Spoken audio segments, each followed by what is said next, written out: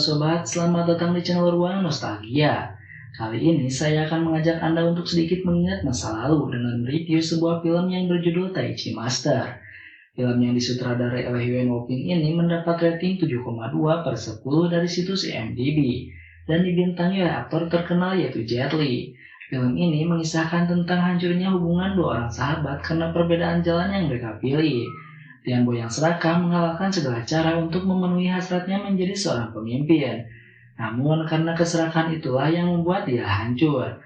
Tanpa perlu berlama-lama lagi, mari kita langsung ke alur ceritanya.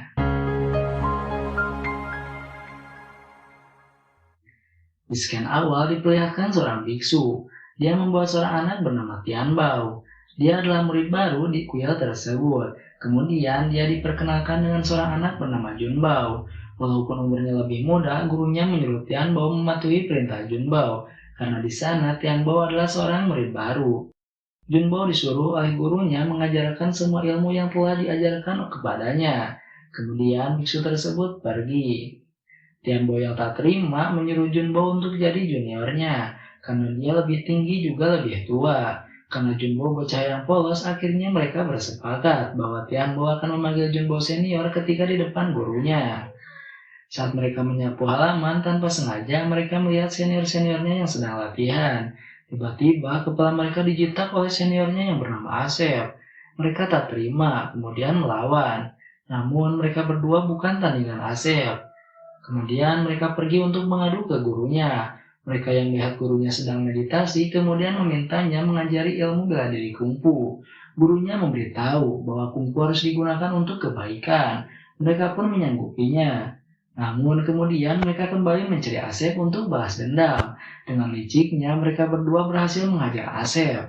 Gurunya Asep tak terima, muridnya dihajar oleh murid juniornya. Kemudian menghukum Jun Bao dan juga Tian Bao. Gurunya yang melihat Tian Bao dan Jun Bao dihukum kemudian berakting memarahi mereka berdua agar muridnya yang kelaparan bisa memakan makanan yang dibawanya. Setiap hari mereka habiskan waktu bersama, hingga tanpa terasa belasan tahun pun telah berlalu. Kini mereka telah menjadi remaja yang hebat. Squidward menyebutnya tampan dan berani. Mereka selalu berlatih dengan giat. Saat makan mereka tetap berlatih, hingga merusak meja tempat mereka makan. Saat tidur mereka tetap berlatih, hingga mengganggu teman-temannya yang sedang tertidur. Saat mencuci juga tetap berlatih, hingga merusak pakaian milik teman-temannya.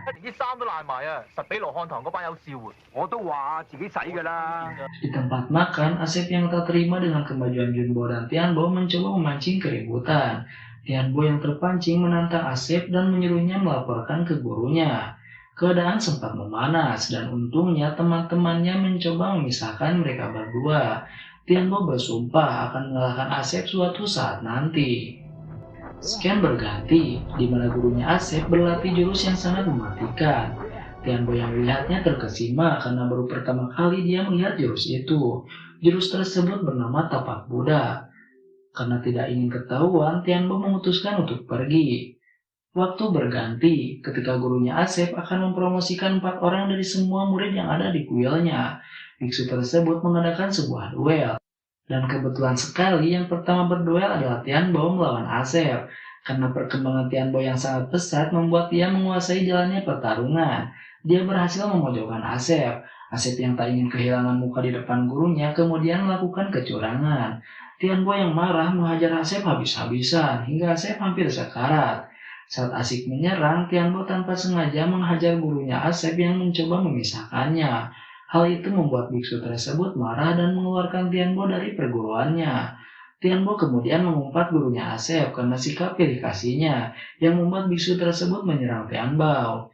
Saat terdesak, Tian Bao mengeluarkan jurus Tapak Buddha yang dipelajarinya secara otodidak. Gurunya terkejut, kemudian memerintahkan semua muridnya menyerang Tian Bao dan juga Jun Bao yang berpihak pada Tian Bao. Terjadi pertarungan, Tian Bao dan Jun Bao melawan semua murid yang ada di kuil tersebut. Kemudian biksu tersebut memerintahkan muridnya menggunakan formasi tongkat lauhan yang membuat mereka kewalahan. Jurus yang sangat hebat selain mematikan dalam penyerangan juga memiliki pertahanan berlapis. Mereka berdua tidak tinggal diam. Mereka menumpahkan minyak cempor yang ada di atas mereka yang membuat lantai menjadi licin. sehingga mereka berdua bisa merusak formasi yang musuhnya gunakan. Walaupun begitu, mereka masih terpojok.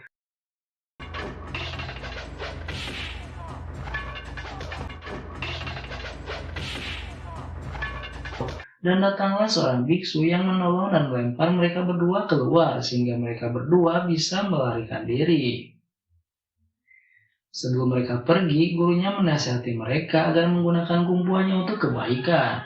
Gurunya memberikan sebuah gulungan yang bisa mereka pelajari ketika mereka dalam kesulitan. Akhirnya mereka pun meminta maaf dan berpamitan pada gurunya.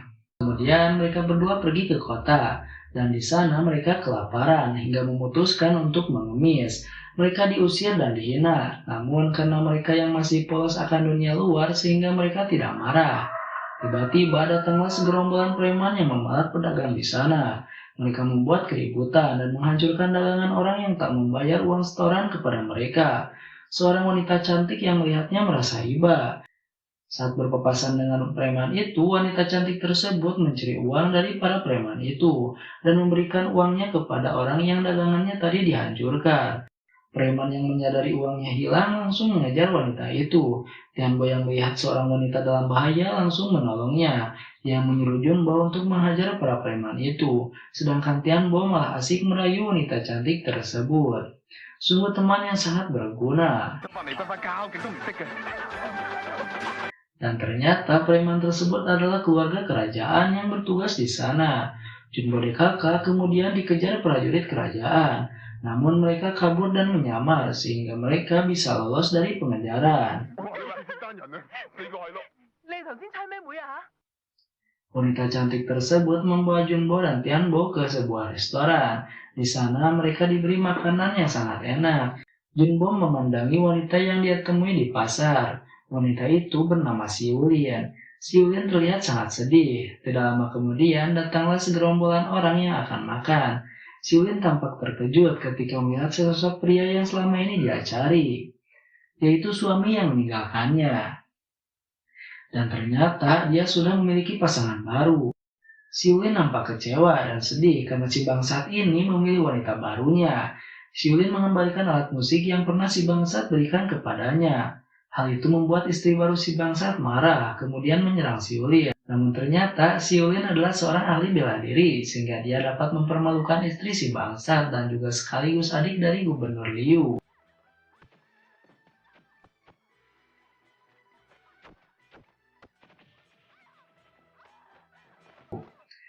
Para prajurit yang melihatnya langsung mengejar mereka, dan lagi-lagi Junbo DKK bisa lolos. Kemudian mereka kembali ke restoran, karena itu adalah rumah gadis cantik yang bernama Misli. Kemudian Junbo dan Tianbo dipersilahkan tinggal bersamanya. Tianbo mengutarakan keinginannya kepada Junbo bahwa dia ingin menjadi seorang prajurit kerajaan. Namun Junbo tidak peduli dengan keinginan Tianbo. Dan ternyata selain menjadi restoran, tempat yang mereka singgahi juga berfungsi sebagai markas pencuri harta kerajaan, di mana harta curian tersebut selalu dibagikan kepada warga yang kesulitan. Keesokan harinya, poster wajah pemberontak tersebut dipasang di sepanjang jalan. Sedangkan di tempat lain, Junbo dan Tianbo mengadakan sebuah pertunjukan. Siapa saja yang memukul Tianbo dan menyebabkan Tianbo kesakitan akan mendapatkan hadiah sebesar 6 sen. Dengan syarat bagi siapa saja yang akan mengikuti acara tersebut diharuskan membayar 1 sen. Banyak dari penonton yang tertarik mengikuti acara tersebut, namun tak ada satu orang pun yang membuat Tianbo kesakitan. Tianbo kegirangan karena uang yang mereka dapatkan. Namun datang seorang petugas kerajaan yang meminta uang sewa kepada mereka berdua. Tianbo memberikan uang tersebut dan meminta petugas kerajaan menjadikannya seorang prajurit. Petugas kerajaan tersebut menyuruh Tianbo memukul dirinya sendiri. Tianbo menurutinya, namun Junbo yang melihatnya merasa sedih. Kemudian Tianbo direkrut menjadi prajurit. Tianbo mengajak Junbo untuk ikut bersamanya.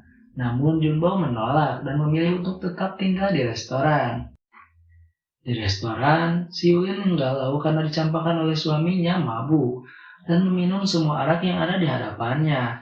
Teman-temannya yang kasihan mencoba menasihati Xiulin, namun tak ada satupun kata yang didengarnya. Junbo yang melihat si Ulin kemudian menghancurkan semua wadah anggur yang ada dan mencoba menyadarkan wanita yang hatinya sedang terluka.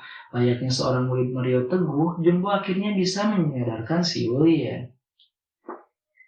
Keesokan harinya, prajurit kerajaan mendatangi restoran dan menagih uang pajak yang tak masuk akal. Prajurit tersebut membuat kekacauan. Junbo yang sudah habis kesabaran karena harga dirinya diinjak-injak kemudian melawan dan menghajar mereka semua.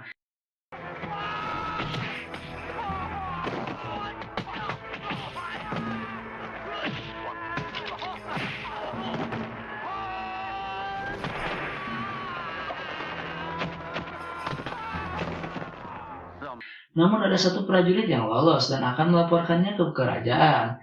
Junbo tak bisa mengejarnya karena dia tak pandai menaiki kuda. Dan untungnya Tianbo yang sedang berjaga membunuh prajurit tersebut. Tianbo menyarankan agar Junbo ikut bersamanya. Junbo kembali menolaknya dan dia pun memutuskan untuk pulang. Keesokan harinya di markas besar Gubernur Liu diadakan sebuah kontes pertarungan untuk memilih prajurit terbaik yang akan dijadikan seorang jenderal. Para prajurit andalan kerajaan saling memamerkan keahlian bela dirinya. Tianbo hanya bisa melihat hingga datangnya sebuah kesempatan di mana prajurit andalan kerajaan tersebut menantang siapa saja yang berani melawannya. Tianbo maju dengan gagah berani dan menghajar mereka dengan membabi buta.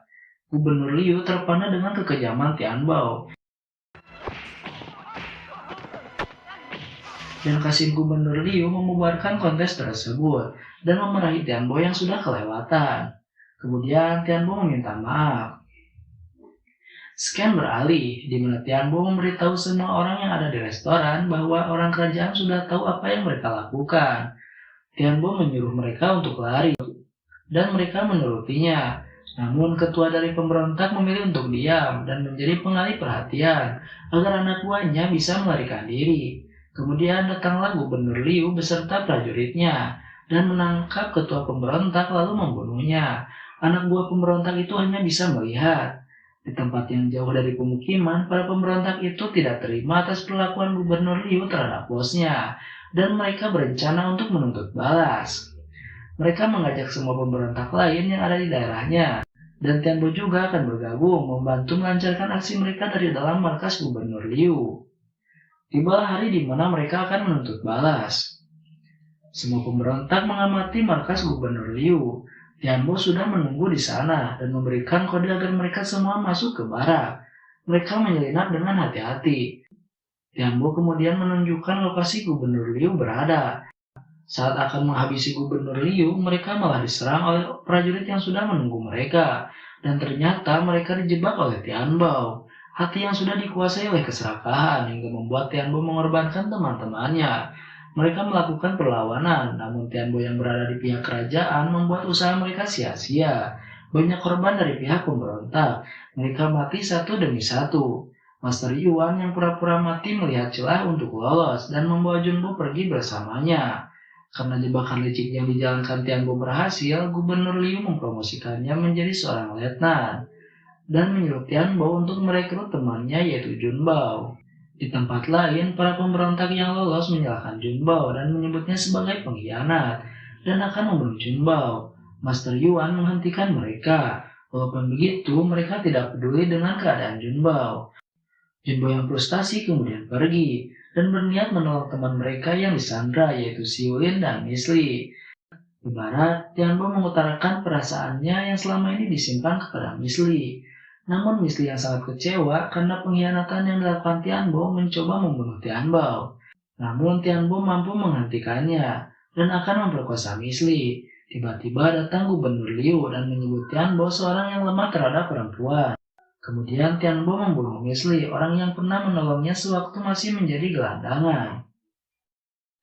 Beberapa hari kemudian terlihat Si Ulin yang sedang disandra. Dia menjadi umpan agar Junbo mau ikut bersamanya menjadi seorang bangsawan kerajaan. Karena dengan keahliannya, Junbo tidak akan kesulitan untuk menjadi seorang panglima. Junbo sama sekali tidak tertarik dengan tawaran Tianbo. Karena Junbo sudah tidak mengenal Tianbo lagi. Walaupun Tianbo masih dalam raga yang sama tetapi tidak dengan hatinya. Dia sudah seperti orang lain bagi Junbo. Kemudian terjadilah pertarungan.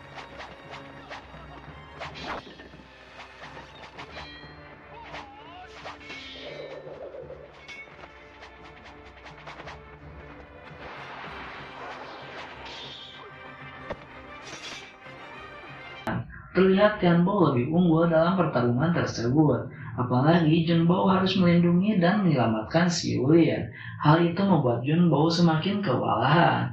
Jun Bo dihajar habis-habisan dan untungnya si Yulin bisa bebas berkat pedang yang Jun Bo lemparkan. Si Yulin yang sudah bebas membawa Jun Bo yang hampir sekarat. Di rumah persembunyiannya, Master Yuan mencoba mengobati Jun Bo yang terluka. Beberapa sayatan pedang bersarang di tubuh Jun Bo. Namun Jun Bo sudah tidak merasakan rasa sakitnya karena mentalnya yang sudah hancur. Bagaimana tidak, teman-temannya tewas. Beberapa orang yang selamat menyalahkannya.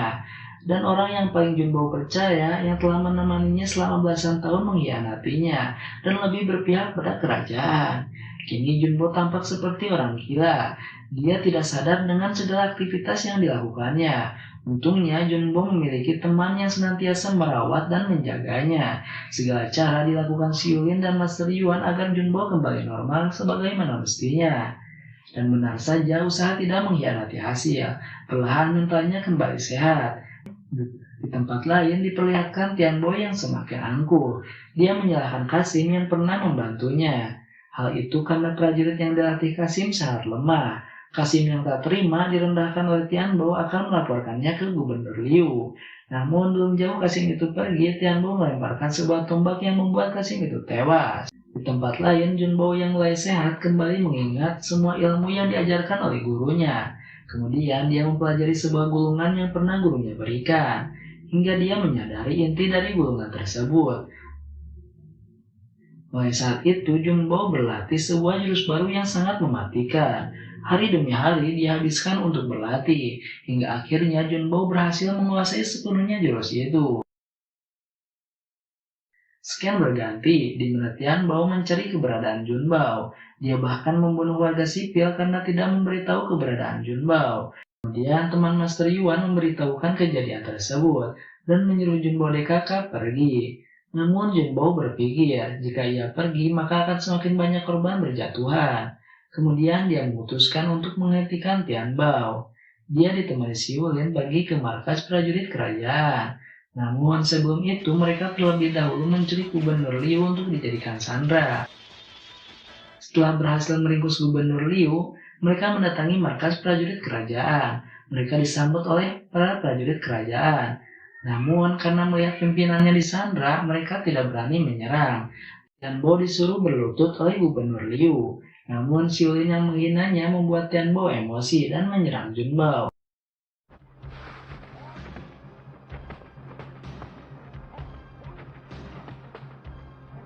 Terjadi perkelahian yang sangat sengit. Awalnya Tian Bo meremehkan Jun Bo karena dari dulu memang ilmu bela diri Tian Bo lebih unggul dibandingkan Jun Bo.